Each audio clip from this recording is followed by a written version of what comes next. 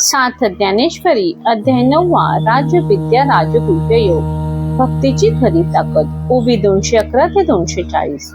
जिथे भक्ती असते तिथे देव स्वतः धावत येतो. संत ज्ञानेश्वर माऊली अध्याय 9 मध्ये सांगतात, देवाला मोठेपणा, संपत्ती किंवा दिखावा नको. त्याला हवं असतं फक्त निर्मळ प्रेम आणि खरी भक्ती.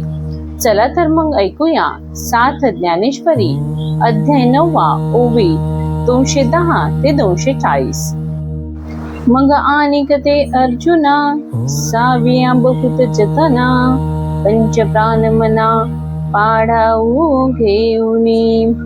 अर्जुना, आणखी कित्येक भक्त पुष्कळ प्रकारांनी जतन केलेले पंचप्राण आणि मन यांना वाटाडे घेऊन बाहेर यमनियमांची कांटी लाविली. आतू वज्रासनाची पोळी पन्नासिली. वरी प्राणायामाची मांडिली वाहाती यंत्रे. बाहेरून यमनियमांचे कुंपण लावून आत वज्रासन रूपी आवाज तयार करून त्यावर प्राणायाम रूपी चालू असलेल्या तोफा ठेवल्या. तीर्थ उल्लाट शक्तीचे निउजीवणे मन पवनाचे निसुरवाडे. 17 वियेचे पाणी आडे वडिया विले. तेथे कुंडलीच्या प्रकाशाने आणि मन आणि प्राणवायू यांच्या मदतीने 17वी जी जीवनकला हेच कोणी एक तळे ते त्यांनी बळकावले. तेव्हा प्रत्याहार ख्याती केली विकारांची सपिली पोहली. इंद्रिये बांधुनी आणली हृदयांतू. त्यावेळी प्रत्याहाराने तर मोठाच पराक्रम केला. तो असा की काम क्रोधाधिक विकारांचा परिवारासह फडशा पाडून इंद्रियांना त्यांनी बांधून हृदयामध्ये आणले. तपधारणा वारू दाटिनले महाभूतांते एकवटले. मग चतुरंग सैन्य निवटले संकल्पाचे. एवढ्या धारणारूपी घोडेस्वारांनी दौडून पंचमहाभूतांना एकत्र केले आणि नंतर संकल्पाचे चतुरंग मन, बुद्धी, चित्त, अहंकार सैन्य मारले. तयावरी जैत रे जैत मनोनी ध्यानाचे निशान वाजत. दिसे तन्मयांचे झळकत एक छत्र.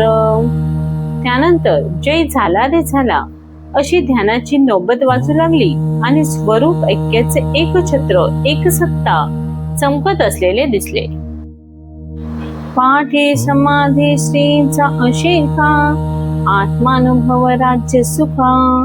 पट्टाभिषेक देखा समरसे चाहला. नंतर समाधी रूप लक्ष्मीचे जे आत्मानुभव रूपी संपूर्ण राज्य सुख त्याच्या समरसतेने त्यास अभिषेक झाला पहा. ऐसे हे गहन अर्जुना माझे भजन आता एके सांगेन जे करीती काम. अर्जुना, अशा प्रकारचे हे माझे भजन फार कठीण आहे. आता आणखी कित्येक ज्या प्रकाराने माझे भजन करतात तो सांगतो ते ऐक. तरी दोन्ही पालवे विरी जैसा एक तंतू अंबरी. तैसा मी वाचून चराचरी जाणती नाम. तर वस्त्राच्या दोन्ही पदरांमध्ये जसे सूत एकच असते त्याप्रमाणे सर्व चराचरात माझ्याशिवाय ते दुसरा पदार्थ जाणत नाहीत. आदि ब्रह्मा करुणी शेवटी मशक धरुनी. माझे समस्त हे जाणुनी स्वरूप माझे. ब्रह्मदेवांपासून ते कीटकांपर्यंत जे काही आहे ते सर्व माझे स्वरूपच आहे असे जाणून मग वाढ धाकुटे न म्हणती सजीव निर्जीव नेनती. देखली वस्तू उजुलुटती मीची म्हणोनी. मग लहान मोठा सजीव निर्जीव असा भेद न करता जी जी वस्तू दिसेल ती ती वस्तू परमात्माच आहे असे समजून त्यास ते लोटांगण घालतात. आपुले उत्तमत्व नाठवे पुढील योग्य योग्य नेनवे. एक सरे व्यक्ती मात्राचे निनावे नमुची आवडे. ते आपला मोठेपणा विसरून समोरील पदार्थ नमस्कार करण्यास योग्य आहे का अयोग्य याचा विचार न करता जी वस्तू दिसेल त्या वस्तूला त्यांना नमस्कार करणेच आवडते. जैसे उंची उदक पडिले ते तळवट परी उगिले, तैसे नमिजे भूत जात देखिले, ऐसा स्वभावची तयांचा. जसे उंचावरून पडलेले पाणी एकदम तळाशी येते, त्याप्रमाणे भूत मात्र पाहिले असता त्यांना नमस्कार करणे हा ज्यांचा स्वभाव आहे. का फळली या तरुची शाखा, सहजे भूमीची उत्तरे देखा, तैसे जीव माता शिंखा खालवती ते. अथवा फळभाराने लगडलेली झाडाची फांदी जशी सहजच जमिनीकडे लवते, त्याप्रमाणे ते प्राणी मात्रांपुढे नम्रपणाने असतात. अखंड अगबरता होऊन असती, तयांची विनय हेची संपत्ती. जय जय जय मंत्रे अर्पिती, माझ्याची ठाई. जे नेहमी निर्गवी असून त्यांची नम्रता ही संपत्ती आहे आणि जे जय जय मंत्राने आपली सर्व कर्म मला अर्पण करतात. नमिता मना पान गळाले, मनोनी औचिता मीची जहाले, ऐसी निरंतर मिसळले उपासिती. नमस्कार करताना मान आणि अभिमान हे नाहीसे झाले म्हणून जे सहजच मद्रूप झाले, याप्रमाणे स्वरूपी मिसळून ते निरंतर माझी उपासना करतात. अर्जुना हे गुरवी भक्ती, सांगितला तुझ प्रती, आता ज्ञान यज्ञ यजिती, ते भक्त ऐके. अर्जुना, तुला ही श्रेष्ठ प्रतीची भक्ती सांगितली. आता ज्ञानरूप यज्ञाने जे माझी आराधना करतात त्या भक्तांचा प्रकार ऐक. परिभजन करती हातवटी, तू जाणता हासी किरीटी, जे मागाई या गोष्टी केली आम्ही.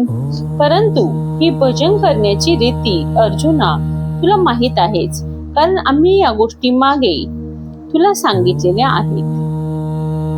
तेव्हा आधीची अर्जुन म्हणे, हे देविकी या प्रसादांचे करणे, तरी काय अमृताचे आरोपणे पुरे म्हणावे. तेव्हा अर्जुन म्हणाला, होय महाराज, मी जाणतो आणि हे देवाच्या प्रसादाचे कार्य आहे, म्हणून अमृताचे भोजन मिळाल्यावर पुरे, आता नको असे म्हणवेल काय. या बोला श्री अनंते, लागटा देखील तयांते, की सुखवले निश्चिते डोल तू असे. या अर्जुनाच्या बोलण्यावरून त्याला श्रवणाची उत्सुकता आहे असे भगवंतांनी जाणले. त्यामुळे त्यांना फार आनंद झाला आणि आनंदाच्या भरात देव डोलू लागले. म्हणे भले केले पार्था, एरवी हा अन्वसरू सर्वथा, परिपूल तसे आस्था तुझी माते. आणि म्हणाले, अर्जुना, फार छान केलेस. तसे पाहिले तर हे एकदा सांगितले असल्यामुळे ते बोलण्याचा हा प्रसंग नव्हे, पण तुझी श्रवणाची उत्सुकता मला बोलणे भाग पाडत आहे. तव अर्जुन म्हणे, हे काय चकोरे विन चांदणे ही नाही, जगाची निवबिसे हातयांच्या ठाई स्वभाव कीची. तेव्हा अर्जुन म्हणाला, देवा, हे काय म्हणता? चुकून नसला म्हणजे चांदणे नसते की काय? जगाला शीतल करणे हा चंद्राचा स्वभावच आहे. चकोरे ती आपुली चाडे, चाचू करते चंद्राकडे, देवी आम्ही विनवू ते थोकडे, देव कृपा सिंधू. चकोर मात्र आपली तहान भागवण्यासाठी चंद्राकडे चोच करतात. तशी आमची विनंती ती किती थोडी आहे, पण देवा, आपण कृपा सिंधू आहात. जी मेघवा फुले प्रौढी, जगाची आती दवडी, वाचुनी चातकाची तहान केवडी, तो वर्षा ओ पाहुनी. महाराज, मेघ उदारपणे वर्षाव करून जगाची पीडा घालवतो. वास्तविक त्या पावसाच्या वर्षावापुढे चातकाची तहान ती केवढी. परी झुळा एकाची आचाडे, जेवी गगनतेची हाकणे पडे, देवी आत बहु का थोडी, तरी सांगावे देवी. पण चुळभर पाण्यासाठी गंगेला जावे लागते. त्याप्रमाणे आमची इच्छा थोडी असो की बहुत असो ती देवापाशी सांगितली पाहिजे. तेथे देव म्हणितले आहे, जो संतोषी आम्हा चाहला आहे. तयावरी स्तुतीचा आहे, ऐसे उरले नाही. तेव्हा देव बोलले, हे असू दे, तुझी आस्था पाहून आम्हाला जो आनंद झाला आहे त्यावर आता स्तुती सहन होईल असे राहिले नाही. पै परीस तू आहासी निकया परी, याची वक्तृत्वावराडिक करी. ऐसे पुरस्क्रोनी श्रीहरी, आदरिले बोलो. तू लक्षपूर्त ऐकतो आहेस, तेच आम्हाला बोलायला लावते आहे, अशी शाबासकी देऊन भगवंतांनी बोलण्यास आरंभ केला. ज्ञान यज्ञेन चाप्येने यजंतो मामुपासते, एकत्वेन पृथक्त्वेन वधू बहुआ विश्वतो मुखम. ज्ञान यज्ञाने उपासना करणारे काही लोक मी एकरूप आहे अशा भावनेने माझी उपासना करतात, तर काही माझी निरनिराळे रूपे आहेत असे मानून तशी उपासना करतात, आणि काही मी विश्वरूप आहे असे म्हणून अनेक प्रकारे माझी उपासना करतात. तरी ज्ञान यज्ञतो एव रूपो, ती आदि संकल्पो हा युपो. महाभूते मंडपो भेदुतो पशु.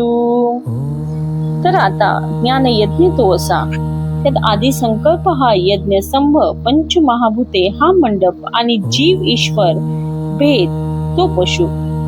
मग पाचांचे जे विशेष गुण अथवा इंद्रिय आणि प्राण, हेची यज्ञोपचार भरण अज्ञान घृत. आणि पंचमहाभूतांचे जे शब्द स्पर्श इत्यादी विशेष गुण अथवा इंद्रिये आणि प्राण हीच यज्ञ सामग्री असून अज्ञान हे तूप आहे.